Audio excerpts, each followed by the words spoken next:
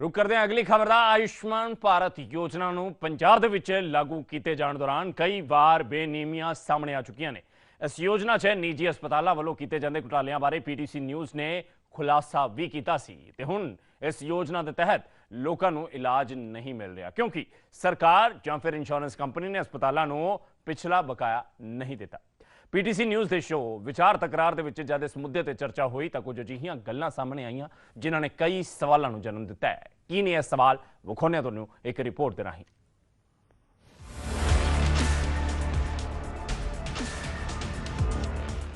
पंजाब दे विच निजी हस्पतालां अते पीजीआई वालों जदों आयुष्मान भारत स्कीम के तहत इलाज करन तो हथ खड़े कर दिते गए तो इस पूरे मुद्दे नूं समझण दे लई पंजाब का सब तो वध वेख्या जाने वाला शो विचार तकरार दे विच इस मुद्दे ते चर्चा की गई। तो लैके हुण तक जिहड़ी देणदारी है वो पंजाब सरकार वाल खड़ी, इंश्योरेंस कंपनी वाल नहीं खड़ी। तो इंश्योरेंस कंपनी निकल ही गई है तो फिर वो बाई पार्टनर एग्रीमेंट हो गया ना। जे कंपनी ना नुक्कर करती है, पैसे नहीं दिंदी, पता कि असीं ब्लैक लिस्ट एक बार हो गए, वो दाग एड्डा वड्डा है, फिर सरकार की नलायकी नहीं रही। इंश्योरेंस कंपनी चाहती सी कि मैक्सिमम क्वेरीज लईयां जाण ताकि पेमेंट सानूं घट तो घट देनी पवे। इस चर्चा तो बाद जो तथ्य सामने आए वो हैरान कर देने वाले ने। इस स्कीम के नाल जुड़े हुए डॉक्टरों वालों जो दावे किए गए ने उन्होंने कई सवाल खड़े कर दिते।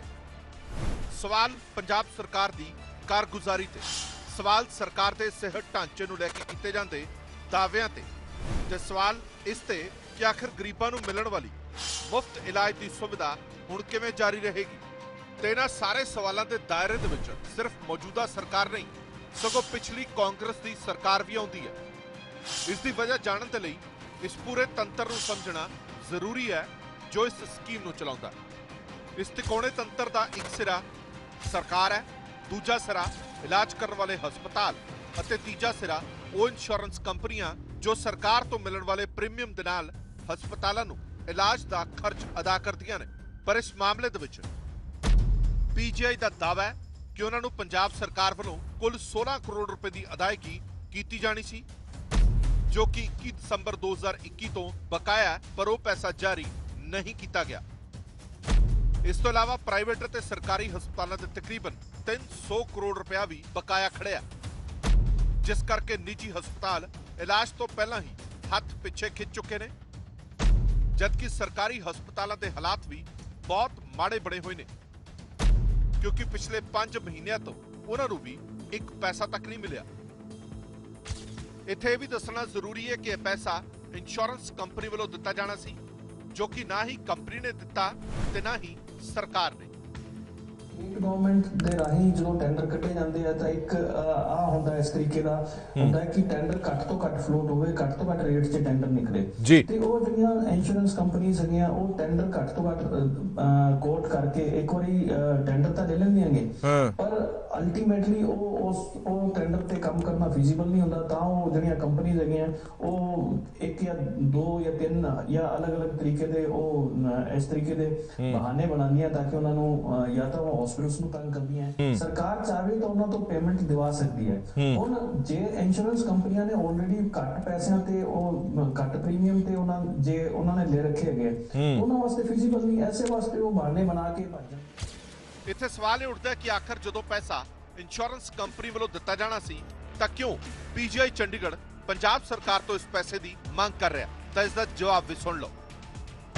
दरअसल पंजाब सरकार वालों एसबीआई जनरल इंश्योरेंस कंपनी को 1 साल के लिए इसका टेंडर दिता गया पर कंपनी वालों टेंडर दी शर्तों की उलंघना करके दिसंबर 2021 दे विच पंजाब सरकार ने बर्खास्तगी का नोटिस जारी कर दिता ते कंपनी को इस स्कीम तो वक्फ कर दिता जिस तो बाद कंपनी वालों हस्पतालों को यह कह दिता गया कि हुण तो पैसा पंजाब सरकार वालों दिता जाएगा।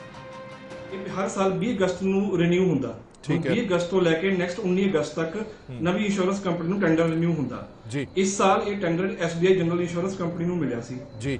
ਉਹਨਾਂ ਨੇ 1050 ਰੁਪਏ ਦੇ ਵਿੱਚ ਪਰ ਫੈਮਿਲੀ ਇਹ ਠੇਕਾ ਚੁੱਕ ਲਿਆ ਜੀ। ਆਲਮੋਸਟ 45 ਲੱਖ ਫੈਮਿਲੀਜ਼ ਉਹ ਚ ਕਵਰਡ ਸੀ ਤੇ ਠੇਕਾ ਬੰਦਾ ਸੀ ਆਲਮੋਸਟ 450 ਤੋਂ 500 ਕਰੋੜ ਰੁਪਏ ਦੇ ਵਿੱਚ। ਠੀਕ ਹੈ ਪਰ ਪ੍ਰੋਬਲਮ ਕਿੱਥੇ ਆਈ ਕਿ ਜਦੋਂ ਇਹਨਾਂ ਨੇ ਬੇਸਿਕਲੀ ਫੀਲਡ ਦੇ ਵਿੱਚ ਆਏ ਹਸਪੀਟਲ 'ਚ ਕੰਮ ਹੋਣਾ ਸ਼ੁਰੂ ਹੋਇਆ ਫੈਮਿਲੀਜ਼ ਆਪਣਾ ਇਲਾਜ ਕਰਾਉਣਾ ਸ਼ੁਰੂ ਕੀਤੀਆਂ ਤਾਂ ਪਹਿਲੇ ਮਹੀਨੇ ਹੀ ਇੱਕ ਕੰਮ ਜਿਹੜਾ ਹੋ ਗਿਆ 70-80 ਕਰੋੜ ਰੁਪਏ ਦਾ ਹੋ ਗਿਆ।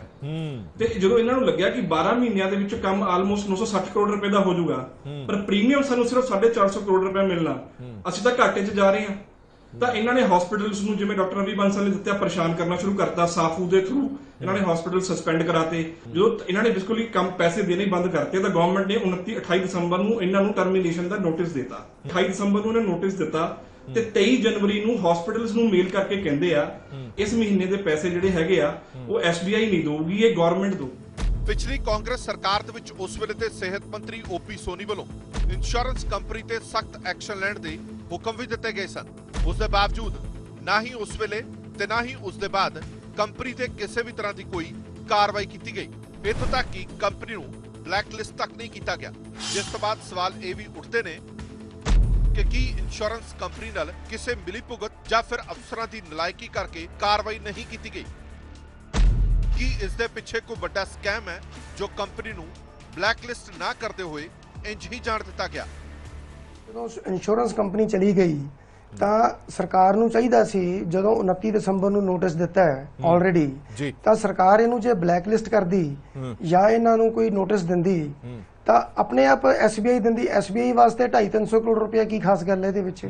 ਨਾਲੇ ਠੀਕ ਹੈ ਨਾ ਜੀ, ਪਰ ਜਦੋਂ ਉਹਨਾਂ ਨੇ ਨੋਟਿਸ ਨਹੀਂ ਦਿੱਤਾ, ਉਹਨਾਂ ਨੇ ਬਲੈਕ ਲਿਸਟ ਨਹੀਂ ਕੀਤੀ ਕੰਪਨੀ। ਜੇ ਤਾਂ ਬਲੈਕ ਲਿਸਟ ਕਰਦੇ ਫਿਰ ਤਾਂ SBI ਨੇ ਦੇ ਦੇਣੀ ਸੀਗੀ ਸਾਰੀ। ਗੱਲ ਇਹ ਹੈ ਕਿ ਇਹਨੂੰ ਬਲੈਕ ਲਿਸਟ ਕਰਨਾ ਚਾਹੀਦਾ ਸੀ। ਜਦੋਂ ਬਲੈਕ ਲਿਸਟ ਕਰਦੇ ਨਾਲ ਦੀ ਨਾਲ ਇਹਨਾਂ ਨੇ ਪੇਮੈਂਟ ਦੇ ਦੇਣੀ ਸੀ ਸਭ ਦੀ। ਜ਼ਾਹਿਰ ਹੈ ਇਸ ਦੇ ਪਿੱਛੇ ਕੋਈ ਨਾ ਕੋਈ ਵਜ੍ਹਾ ਜ਼ਰੂਰ ਰਹੀ ਹੋਵੇਗੀ, ਜੋ ਸਰਕਾਰ ਵੱਲੋਂ ਕੰਟਰੈਕਟ ਦੀਆਂ ਸ਼ਰਤਾਂ ਪੂਰੀਆਂ ਨਾ ਕੀਤੇ ਜਾਣ ਦੇ ਬਾਵਜੂਦ ਕੰਪਨੀ ਦੇ ਖਿਲਾਫ ਕੋਈ ਕਾਨੂੰਨੀ ਕਾਰਵਾਈ ਨਹੀਂ ਕੀਤੀ ਗਈ। ਅਜਿਹੇ ਦੇ ਵਿੱਚ ਮੰਗ ਕੀਤੀ ਜਾ ਰਹੀ ਹੈ ਕਿ ਇਸ ਦੀ ਪੂਰੀ ਜਾਂਚ ਕੀਤੀ ਜਾਏ, ਕਿਉਂਕਿ ਪੰਜਾਬ ਦੇ ਸਰਕਾਰੀ ਅਤੇ ਪ੍ਰਾਈਵੇਟ ਹਸਪਤਾਲਾਂ ਦਾ ਤਕਰੀਬਨ 300 ਕਰੋੜ ਰੁਪਇਆ ਆਯੁਸ਼ਮਾਨ ਭਾਰਤ ਸਕੀਮ ਦੇ ਤਹਿਤ ਬਕਾਇਆ ਖੜਿਆ। ਤੇ ਇਸ ਲਈ ਸਵਾਲ ਇਸ ਤੇ ਵੀ ਹੈ ਕਿ ਸਰਕਾਰ ਤਾਂ ਪਹਿਲਾਂ ਹੀ ਇੰਸ਼ੋਰੈਂਸ ਕੰਪਨੀ ਨੂੰ ਪੰਜਾਬ ਦੀ ਜਨਤਾ ਦਾ ਪੈਸਾ ਪ੍ਰੀਮੀਅਮ ਦੇ ਤੌਰ ਤੇ ਦੇ ਚੁੱਕੀ ਹੈ, ਤੇ ਕੀ ਹੁਣ ਇਹ 300 ਕਰੋੜ ਰੁਪਇਆ ਵੀ ਪੰਜਾਬ ਦੇ ਖਜ਼ਾਨੇ ਤੋਂ ਹੀ ਭਰਿਆ ਜਾਏਗਾ? Bureau report, PTC news.